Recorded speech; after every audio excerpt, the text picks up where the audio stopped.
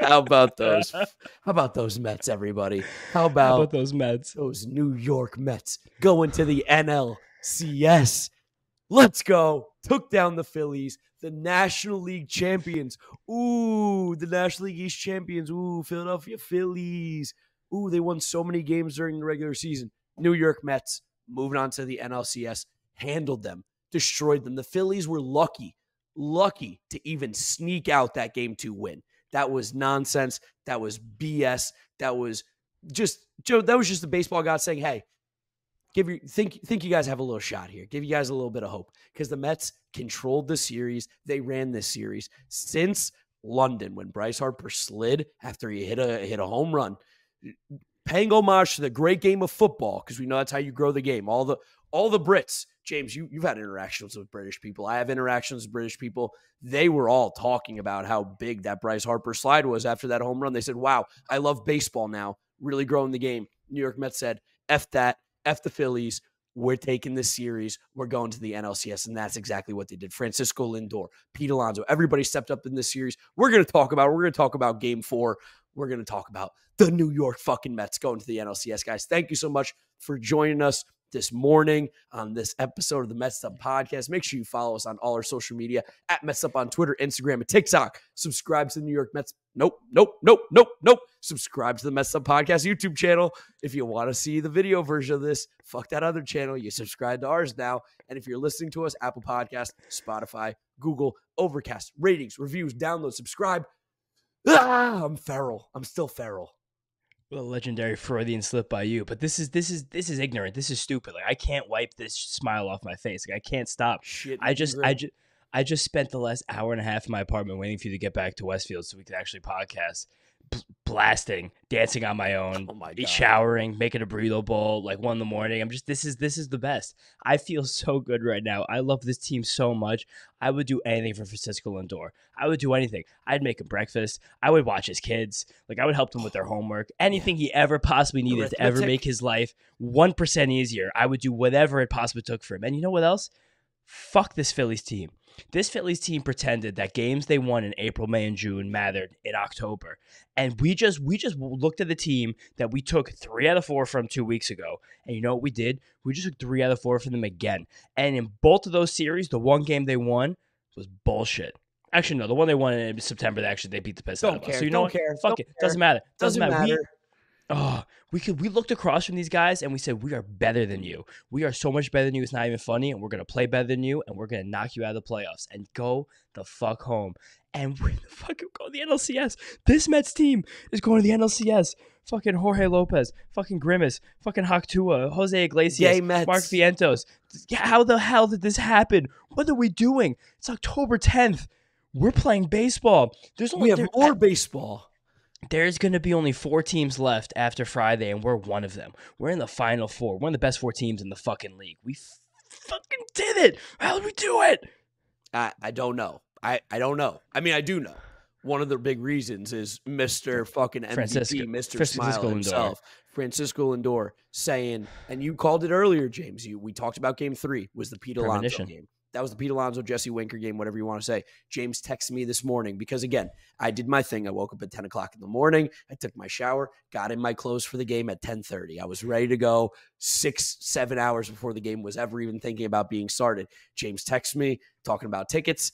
All of a sudden he goes, by the way, today's going to be the Francisco Lindor game. Pete Alonso had his day yesterday. Today is going to be Francisco Lindor. And boy, oh boy, just like the king himself, Mr. Smile, you hit it out of the fucking park. Because Francisco Lindor, this team left guys on base in the first. In the second, we have bases loaded. First and second. It was intolerable to watch at points how much they were royally fucking this one up against Ranger Suarez, who, tip your cap, pitched a great game. He steps up in the postseason every time. Doesn't fucking matter. The Phillies bullpen, who, as someone who, you know this, James, and maybe the listeners will remember, I love dogging the Phillies bullpen. I've dogged the Phillies bullpen since the day this podcast has started. I've got on them. And who lost this series for the Phillies, James? Would it be that bullpen that gave up all those runs? I think it's partially the bullpen, also partially basically every single hitter in the lineup besides Nick Castellanos and Bryce Harper that didn't show up even for one fucking game, for one fucking second in the series. But Schwarber did bullpen. But then one pitch. The first pitch of the game. First pitch of the series. They bring in the bullpen. They say, take Ranger Suarez out. They left Jeff Hoffman in way too long, which was crazy. Way too long. What are they doing? Rob Thompson, masterclass in how to not be a great manager today. I think he's not a bad manager overall, but he sucked. He sucked in this game. Phillies fans should be furious for a couple of reasons. We'll talk about those later. But they leave him in a little bit too long. You get the bases loaded. Our MVP steps up to the plate. Everybody's singing My Girl. The vibes are incredible. And Francisco Lindor sends a pitch, fucking ropes it over the right center field wall. I'm sitting on the first base side. I think this thing's just going to get in the gap at first when he hits it. I'm like, wow, maybe a 2 RBI double here. Fantastic, huge. We're going to take the lead regardless. The ball keeps going. And it goes, and it stretches over the wall, and it's a fucking grand slam. And I don't know about you, James, because, again, I feel like I kind of blacked out in the moment. I was sitting next to, shout Virginia. She's not going to be listening to this, but shout to Virginia and her friends. They sold me these tickets on SeatGeek. I got the seats. I sat by myself in section 106. We were jumping up and down. We were hugging. They were concerned for me because at one point I fell to the ground. I just fell. You saw it on my Instagram story. I hit the deck. I went down, I came back up and I froze and I just had my hand on my head. They're like, are you okay? I was like, oh, I'm more than okay. I'm incredible. This is the best I've felt in a very long time. I don't think I can fully comprehend what just happened. Do you want to hear the best fact about the Lindor home run? Sure. It would not have been a home run in Citizens Bank Park. Oh, I love that. It's the best, right? Isn't the best? The one time that little fucking bandbox would have helped them. That's hilarious. No, when he hit the home run. So I was at this game. My family is my mom, dad, sister, but we had two separate pairs of seats. So I was sitting with my dad for the first 2 innings. My mom was with her sister, like one section over in the 500s, where the real fans sit. And shout out my boy Julian, shout out Marcelo, shout out TJ, shout out Frankie and Mia. Shout out JK. You know who you are. You're listening. Shout out JK. Shout out JK, the Kush man. But after the fourth inning, the Mets' first 1-2-3 inning of the game, I looked at my dad, and we had the exact same idea. I was like, we have to change seats. We have to change this up. And my dad swapped with my sister. They did a trade. I love hearing the sirens. Now, talk through the sirens. Talk through the sirens. It's 2 a.m. We got to get this thing going. And they did a trade. And then right after that is like when all the juice started to flow. Me and my sister were sitting next to each other. And then when Lindor hit the home run, my body went into like a pure state of shock. Ascension. No, like my eyes bugged out of my head. Shout out to Siren, shout out Brooklyn. And I just like fell back into my seat, but my seat wasn't down. So I literally just fell backwards. And like my back hit the seat, and like I was sitting on the ground. I was like on the pavement. Everyone was jumping up and screaming around me. My sister's like, "Are you okay?" And I looked at her. I didn't say anything. I just made bug eyes at her. And then my guy Julian like picked me up and he gave me a bear hug. Just met him, and I was like, "This is my friend now. This is my brother now." And I couldn't even move. I couldn't even think. Like I lost every single thing a body is supposed to possibly do. And it was just, I don't even remember what Mark Vientos did after Francisco Lindor. I didn't even see one pitch of that at bat. I'm pretty sure Vientos and Nimmo struck out very quickly afterwards, but I remember like they did, and I remember clapping at the end of the inning.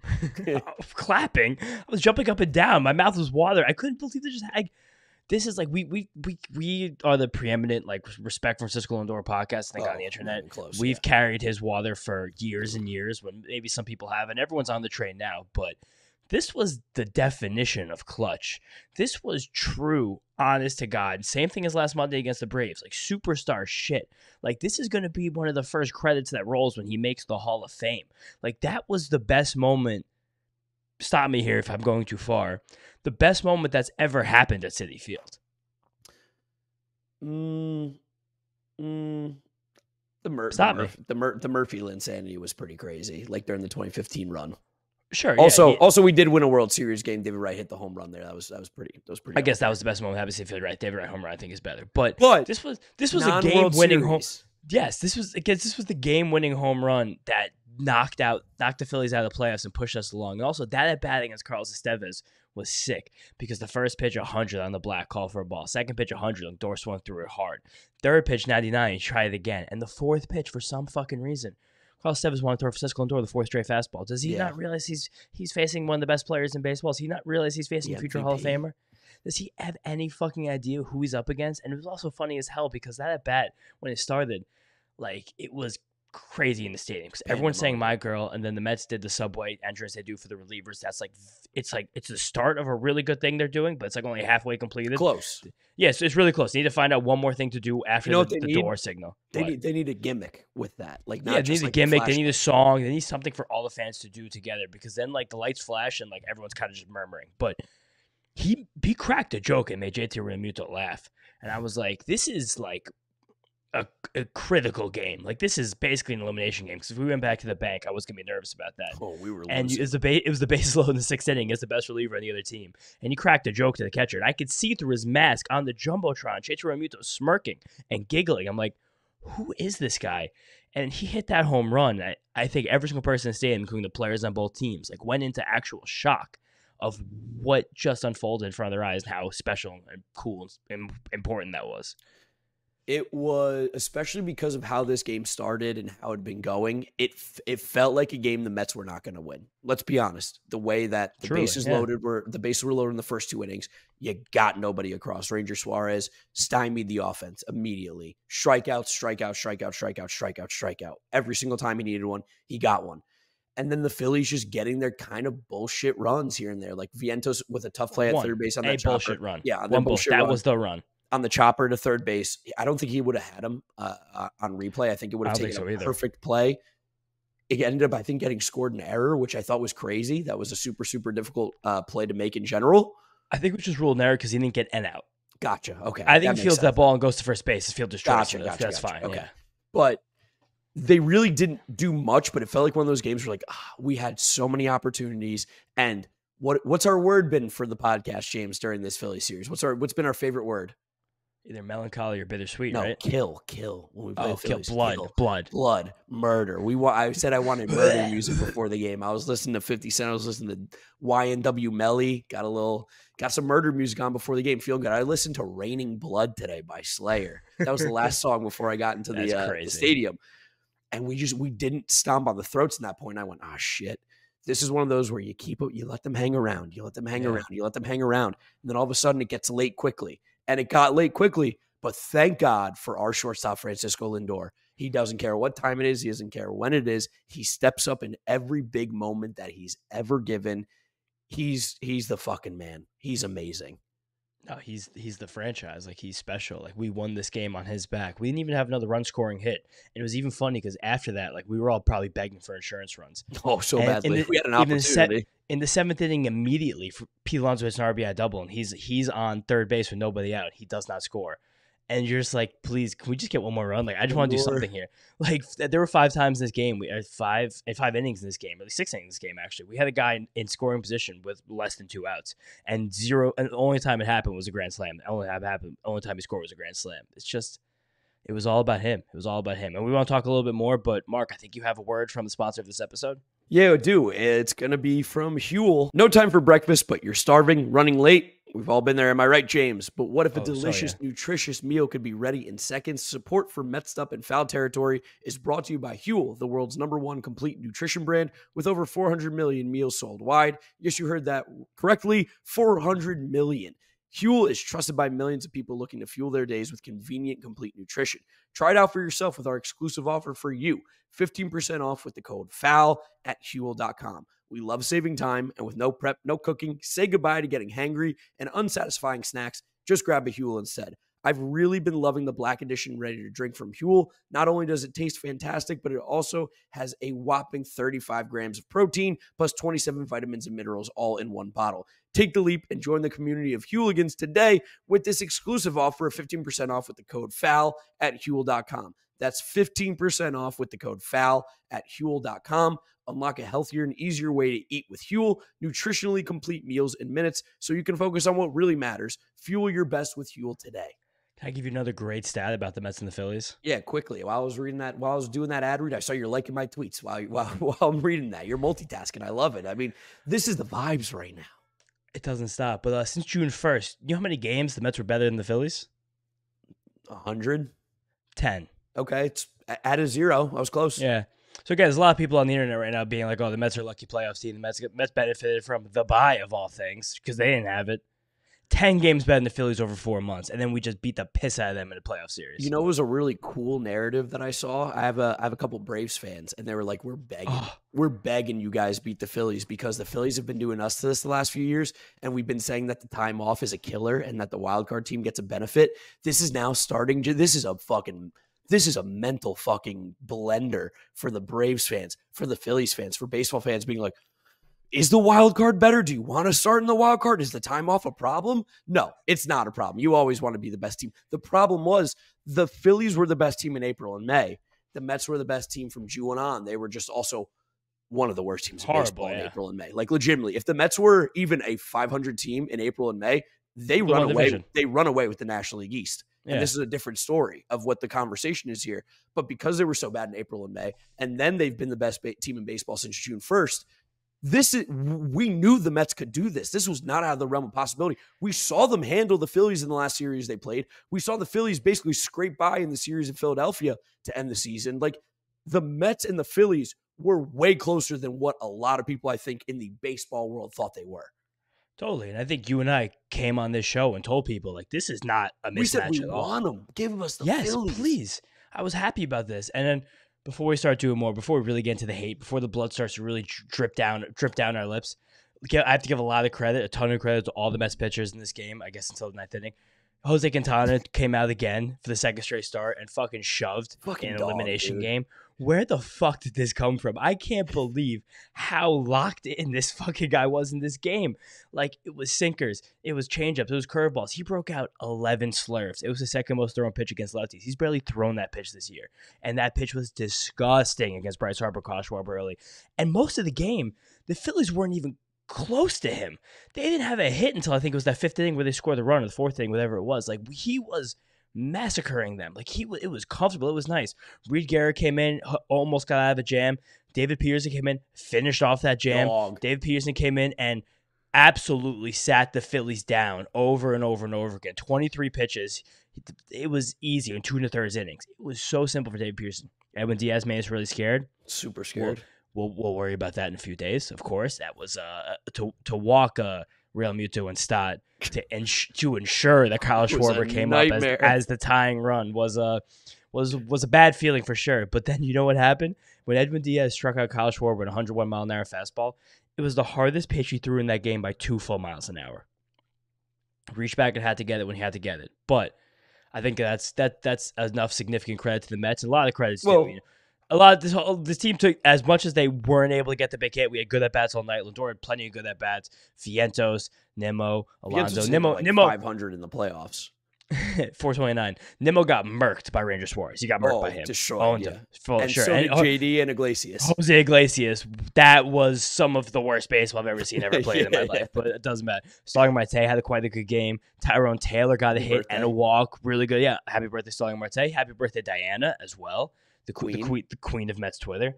But it was another one of these good, solid games, but they needed somebody that bailed them out, and they luckily have one of the best players in baseball to do that. And even after he hit that big home run, Lindor, shout out Disha, Queen, also Business. Queen. We love Disha over here. Business. During a mound visit in the ninth inning, Edwin Diaz kept saying, let's go, let's go, let's go. Lindor told Diaz, don't say let's go, just do it. That's sick. That's so awesome. That's a fucking leader right there. That's hey, enough. Get the job done. We're not doing this anymore. The game's over. You shut it down. I will say, and I know we were talking about this on the train, trumpets had no juice. And I don't think this is not anti-trumpets. This isn't anti-Edwin Diaz, but there's something missing there right now. It's kind of like the Subway thing. There's nothing. Everyone's filming with their phone. It was juiceless. Yeah, and I think there's two parts of it. The first part is that the trumpets have become such a spectacle. Everybody wants to get their trumpet video and put that on Instagram, Twitter, TikTok, Facebook, wherever you're posting. People want to be like, I'm at the Mets game. I saw the trumpets. It's a thing. But I think another part of it is that we know that it's just not the same 2022 Diaz. So that changed it a little bit too. But I implore people, when Diaz comes out for the NLCS, put the phone down and let's cheer our balls off for the trumpets. Let's clap and let's get crazy like we used to, because I think that it's not the same. It's not hitting the same right now. I think that's a big reason why. But, oh, man, it didn't matter. He got out of it, and we got through it, and we're going to the NLCS. Going to the fucking NLCS. If you told me this, honestly, you tell me this on September 28th, I would have said you're crazy. I mean, you're telling me. Yeah. Imagine think about what's going on here. You would have told me on the day that we were playing the Braves, hey, the Mets are going to go to the NLCS. The day that we were like, you got to win one to make the playoffs. I would have said, think about this. Yeah, say it. It's been 10 days. This whole thing has been 10 days. It's been like the four Braves, of the greatest Mets the games Brewers, in the last 20 the years. Phillies. This is the best week and a half the Mets have ever played in their existence, besides for 1986 and 1969, literally. And this isn't over yet. We can still write that same path, but like we just went through 10 days of pandemonium and chaos. And again, I implore Mets fans not to rest on our laurels. No. Because you know why? The job is not finished. The job is not finished. Shout out 24. Shout out 8. The job is not finished. Like I don't know who we're going to kill. I don't know who we're trying to murder. Like, I know that's been our big thing. Kill, kill, kill. I don't know who it's going to be. I don't know whose blood we want next. It's still between the Padres and the Dodgers right now. They're going to Game 5, which is honestly fantastic news. We love that. Give me a 35-inning game in Game 5. Go 35 innings and like, holy shit, we're really starting to cook. We can start getting crazy. But once we find out, we can really start to be seeking blood here, whether it's the Dodgers or the Padres, both of whom, by the way, the Mets played very well this year. Keep that in mind. Played very well, and we played the Dodgers early. We haven't played the Dodgers since Jorge Lopez, which is kind of hilarious to think about. But that was literally the last time we played the Dodgers. Yeah. But we're probably not going to be able to do like a full, true preview of that series just because Game 1's going to be Sunday, and they're playing a Game 5 on Friday. So I just don't think we're going to do a weekend upload. Like, we're going to be ready to go that Monday morning. Of course, you guys, we're going to be watching Game 1, ready to rock. But I think there's pluses, minuses to playing each team. I think the Padres are a better team. I think the Dodgers have Shohei Ohtani and Mookie Betts and Freddie Freeman. I think that's the best way to phrase that. But the Padres put a lot more together, and Fernando Tatis is like the best hitter in postseason history as of right now, and their bullpen is lethal. But I personally, I'd rather play the Dodgers if that's even at all possible. Give me the Padres. I want revenge. Revenge. I just want to win, but let's do another quick ad. Then Then we're gonna make fun of the Phillies for a while. So stick around for that. Then we're gonna start spewing. I'm ready. I'm so ready. I've been waiting for this all year. Can I ask you a question? Do you remember Garrett Stubbs ever getting into the series? What were his stats? I believe me and you combined had the same amount of plate appearances as that. What, 5'3" with an attitude catcher? What is he? Yeah, I think me, you, and Garrett Stubbs are standing next to each other. People wouldn't even be able to tell who the fucking professional athlete is. No. Because I'm going to start spitting right now. Yeah, we're spewing. This Phillies team is a bunch of fucking losers. This is going to go down as an all-time choke artist core in this generation of baseball that we've all come to know and love. They fucking suck. Bryce Harper showed up for the most part, kind of until the end. Nick Castellanos was the clutch player, and people told me he was going to be the difference maker in this series. Kyle Schwarber was nowhere after one hit. Trey Turner was fucking invisible. People tried to tell me the Francisco Lindor contract didn't look good because of Trey Turner's contract. Yeah, he signed to he's 41 years old. He signed to be a loser on this team. Doesn't even play good shortstop defense. Bryson Stott fucking stinks. I know. Alec Bohm. Okay. Fucking loser. Okay. Alec Bohm, talk about losers. Oh I've never seen worse body language on a professional athlete. First off, getting benched after his big breakout season. Ooh, how many home runs did Alec Bohm have in his big breakout season, James? Was that 15, 16 home runs this year? And I think 12 of them came in the month of April and May. Ooh, huge breakout season for that fucking Wichita State loser, Alec Bohm. Congrats, buddy. You're at home on the couch. Also, incredible defense at third base by Alec Bohm in this series. So good. Really an absolute clinic of what to do over there, especially in Game 4. Just made all the big plays. You know what? I do remember when Alec Bohm got benched for Edmundo Sosa, who also stinks, by the way. That guy stinks. You got benched for Edmundo Sosa. I do remember when Alec Bohm ran really hard to try and catch a foul ball. He had no chance ever catching, though. Listen to this shit for a second. I'm going to read you the first names of the players in the Philly lineup. I know where this is going, yeah. Kyle, Trey, Bryce, Nick, Alec, JT, Bryson, Weston, Cody pinch hit, and Brandon. If your sister or daughter was hanging out with a group of 10 guys with those names, you would tell her to watch her drink. Put her hand over that. Put a napkin over that. Because she's going to hang out at the fucking Chi Sigma Beta Alpha frat house. And you don't want him to fuck around with any of this stuff. That's a good group of private school boys right there. What a batch of fucking loser assholes. These guys suck. Oh, I took a beautiful stroll down Phillies Twitter tonight Yeah, when I was you waiting did. when I was waiting for you to get back and do the podcast, and I was just like, you know what? I'm gonna respond to every single tweet I could possibly find. I'd like to read a few of them right now too, if you don't mind. Please. Oh my God, do I have mine? This is like porn to me. So I didn't know Kevin the Gandhi, the Sports Center guy, was a big Philly guy. Couldn't care less. Right? Dave Dombrowski will have plenty of work to do. Phillies can't run it back. Not with so many holes in this lineup. We have to get some grinders who know how to manufacture runs with situational hitting and take pitches and then fix the bullpen. And this is what's so awesome is the Mets have broken people's brain, like baseball people's brains, because they're built in such a way that's so fucking smart and so thought out. Shout out David Stearns. And such a good plan. And this is why we talked about David Stearns from the start. Our pitching staff has, I'm going to say this for lack of a better term, like nobody. It's a joke pitching staff. Like I love Sean Manaea. I love David Peterson. Stearns. I love Jose Quintana now. These guys, I'll never Luis forget Severino, Luis Reed Severino. Garrett, Tyler McGill. Imagine, besides us, imagine telling Mets fans that rotation again on April 1st. We don't have to imagine because it happened. We did. And the sky was falling.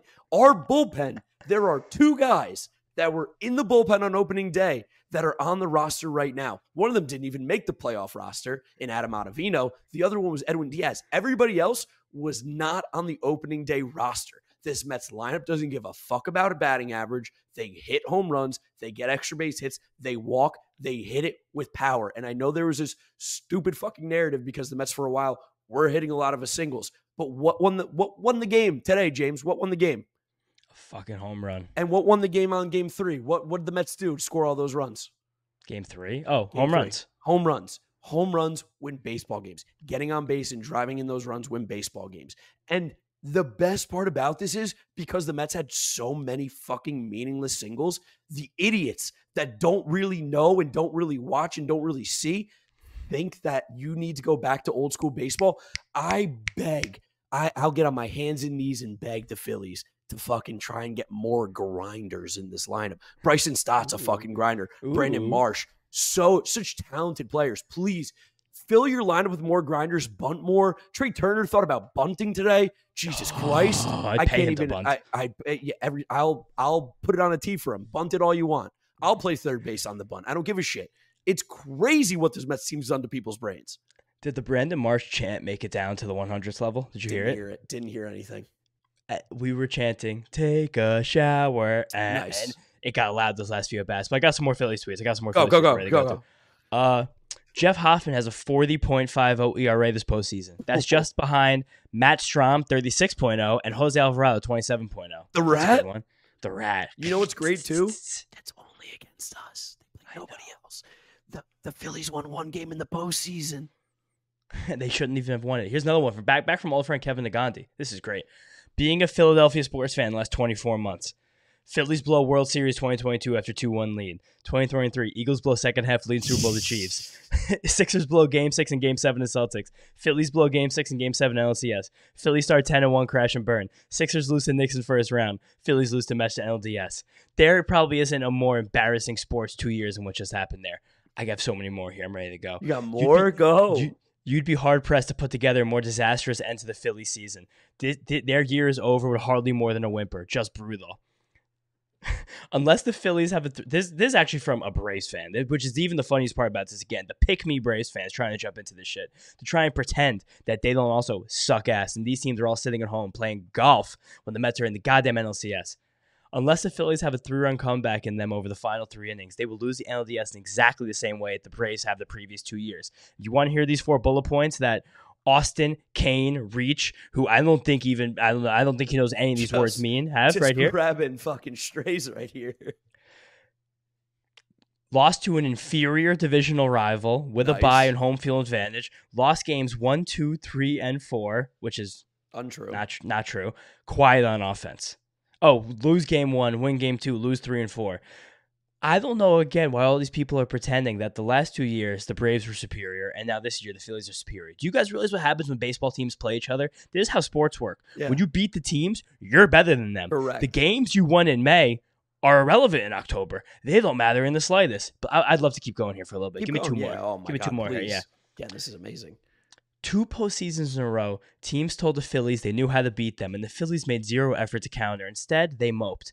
The book's out, and they're the ones who haven't read it. This dude MLEIF, he cooked on that one. MLEIF. Here's another one right here. Great one. This is such a good one. Oh, these are the last 2 of them. I promise this is the last 2. I'm not stopping you. The Phillies were up 3 games to 2 in the NLCS last year. Since then, they've lost 5 of 6 playoff games. They've scored a total of 8 runs in those 5 losses. 8. That's it. In 5 losses, only 8 runs.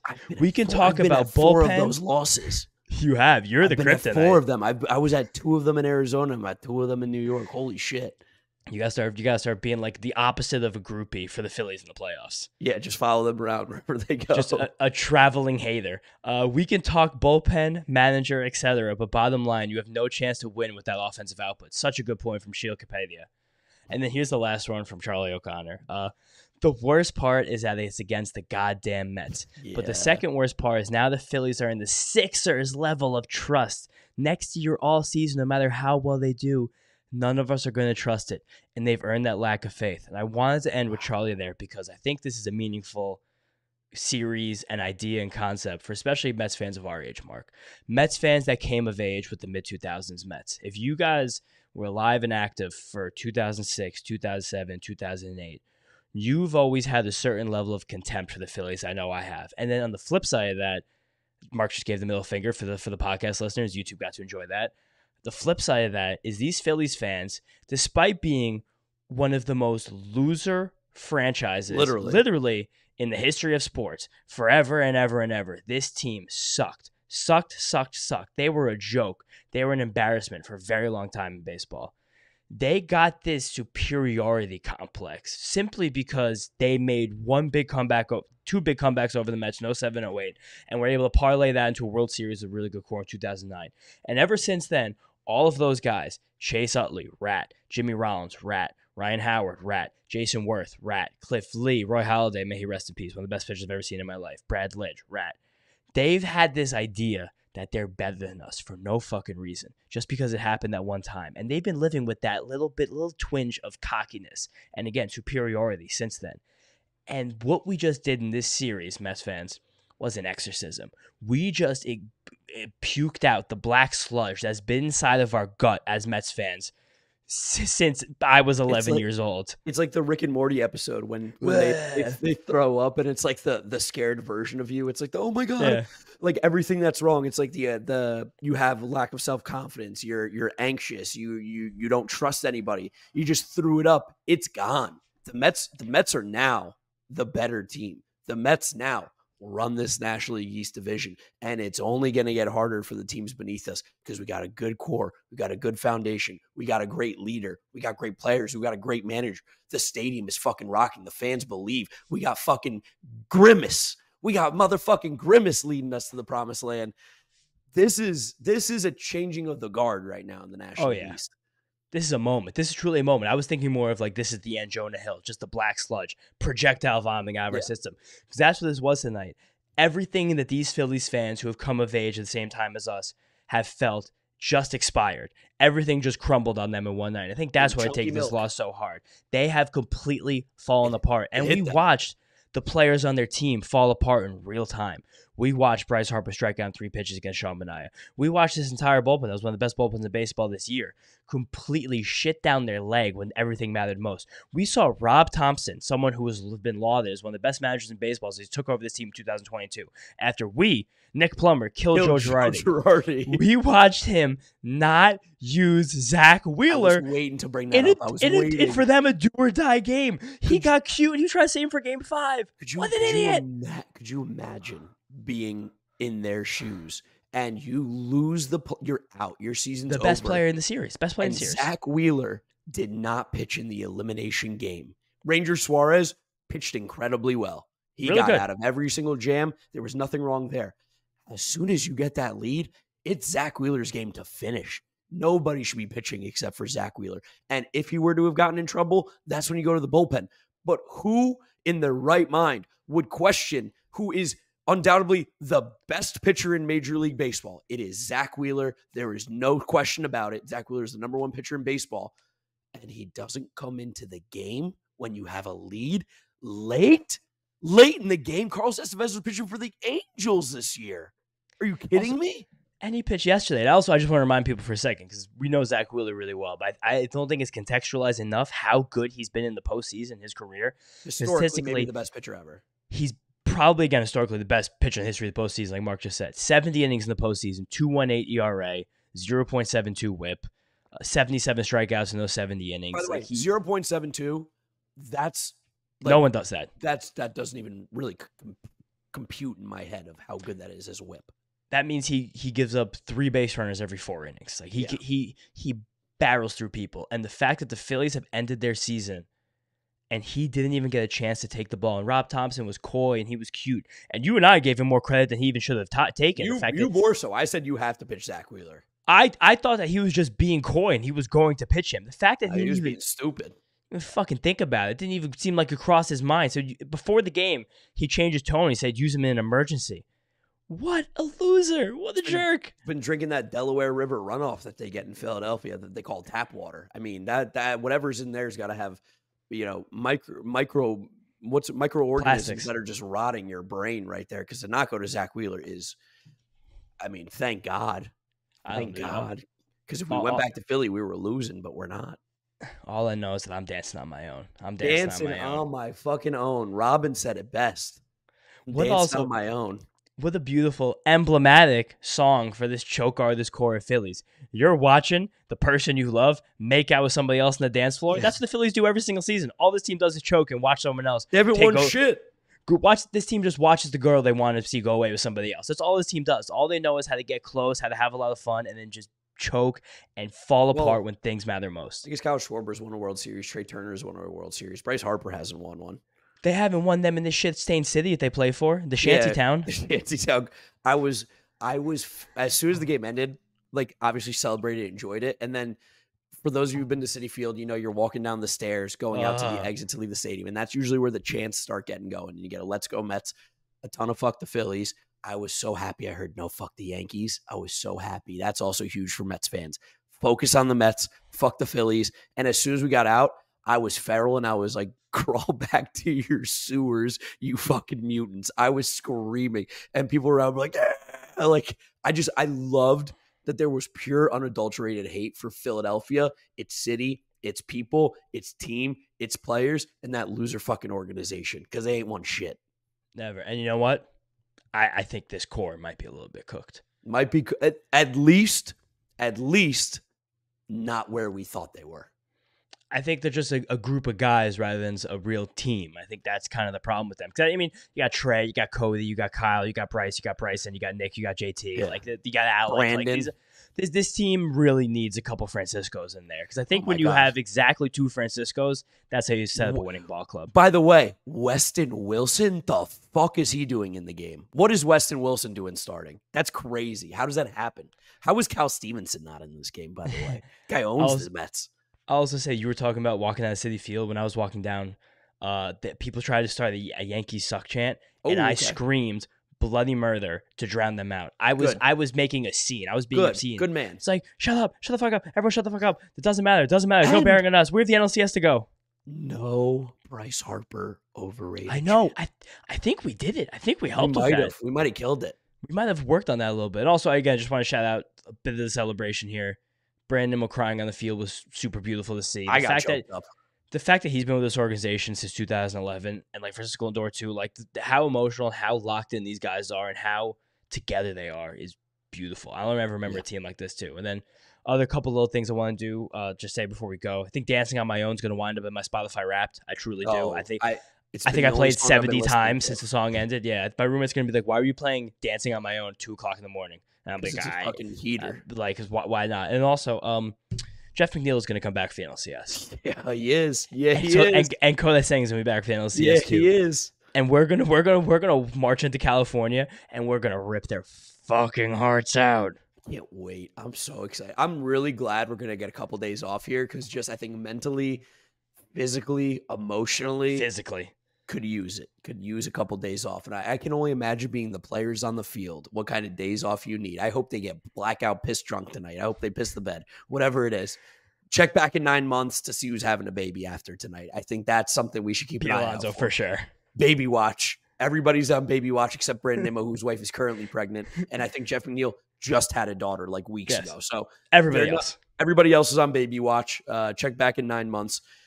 It's just, it was euphoric. It was, again, I've been using the word a lot. I ascended. It was unbelievable. The soul left my body. Yeah, this was a unreal moment that I will never forget. I'm so glad I decided to go to today's game. I'm so glad I decided to go to last night's game. You got to get to the stadium. You got to get out there.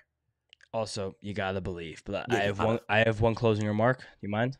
Okay, I have one too, but I'm going to let you go first. Job's not finished. Job's not finished. Job's not not even finished. close. Not it's a even long close. way to go. 8 wins. A long way to go. 8 wins. A lot left to do. NLCS coming up. You guys know the vibes. We're going to be here. We're going to be ripping them after the games. They did it. The Mets did it. The Mets are in the NLCS. I'm going to wake up with a smile tomorrow. If you can watch the YouTube video, my hair is crazy. It is 3:00 in the morning at the time that we're wrapping this up. The game ended 6 hours ago. Yeah, we're just having a little too much fun. Mark took a train back to Jersey. Yeah, my mom, God bless her, love my mom. She was super nervous. I had to get my medicine for my Crohn's disease back in New Jersey on a Thursday morning. And my mom was very concerned because I was like, I'm going out and celebrating. And she was like, I want you home tonight. Please come home. So I took a 1 a.m. train back to New Jersey. We're here. We're getting the podcast out for you guys. You're listening to it. You're loving it. But before we send you off, as always, when we end a series, you got to let Frankie Pepper send us out. So, Frankie, what do you got for us? Shout out Frankie Peppers. I can't wait to play this voice message. Gentlemen, Frankie Peppers, how you doing? How you doing? I'm at a loss for words. I'm simply at a loss for words. I don't understand how a man with a hurt back can carry an entire baseball team on that hurt back to the championship series. Poetry. It's a beautiful thing. And don't get me wrong, everybody played a role. Jesse Winker, Pete Alonso, Brandon Nimmo, J.D. Martinez, Starling Marte, everyone. Francisco Lindor, like I've been saying all season, MVP. No questions about it. I can't believe that these Mets are going to the National League Championship Series. I love this team. I appreciate you boys so much. Let's go, Mets. Fuck yeah. I love him so much. I love Frankie Peppers. That makes my day. I don't think this run happens without Frankie Peppers. Oh, it never does. Doesn't happen at all. And he is right. Every single player on this roster made an impact during this series. And that's how you beat the Philadelphia Phillies. You're a better team top to bottom. You're a better team 1 through 9. You're a better team in the bullpen. You're a better team in the starting rotation. You're a better baseball team. And that's why the Mets come out on top. And as Garrett Stubbs said it best, and always the Mets. Always the Mets. And always the Mets. And fuck the Bravos. And fuck the Braves, too. Yeah, he was right. Fuck the Braves and always the Mets. Fuck them. That was it. He knew. He had a premonition just like me. Yep.